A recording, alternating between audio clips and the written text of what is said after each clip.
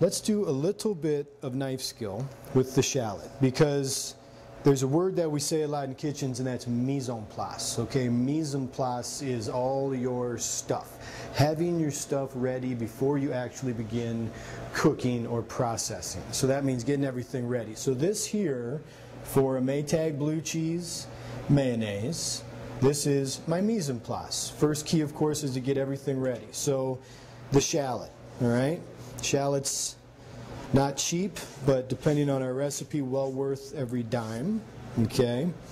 You've noticed that I have cut the shallot in half, because if we go on the round side, okay, that has no stability whatsoever. And when you're trying to cut something that's not stable, this is where you get hurt, okay? So we always want to have a flat surface down, all right?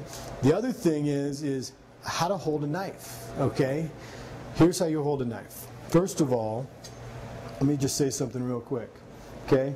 This is not how you hold a knife, all right?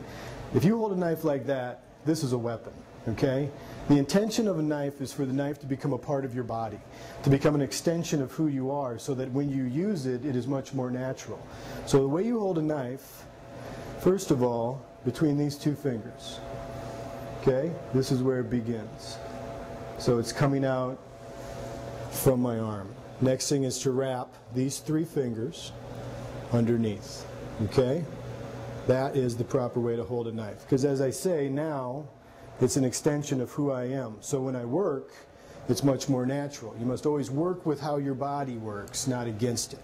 Now, like I said, we were worried about this thing moving all over the place, okay? So we have to be always concerned with keeping the product stable on the board.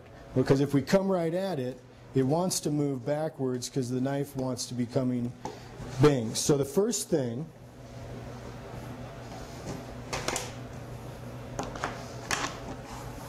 is to get your thumb behind the product. See, right there. My thumb is here. My fingers do not come down like this. My fingers go like this, okay? So I've got the tips of my fingers on the product, my thumb stabilized behind it, okay? Because your fingers on your left hand, or your non-knife hand if you're left-handed, go forward and back, okay? That's what the left hand does. The right hand does this. Because I want you to look at this knife for a moment, and I want you to notice something about this knife.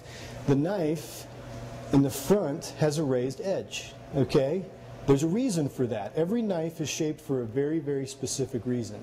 The reason for this is because a chef's knife does not want to go up and down. The purpose is not up and down. The purpose is forward and back, okay? And if you need to stand with your cutting board, and just go forward and back, and just, because as the knife, you can see the natural shape of the knife, what happens? The back raises. The back raises naturally from forward and back. Because the point of a chef's knife is to slide through, to be slicing, not chopping, okay? A cleaver is for chopping. When you use a chef's knife, it should never leave the board, okay? Forward, and back, not left and right, okay? Forward and back. And you're going to see, hopefully, how these things work in unison.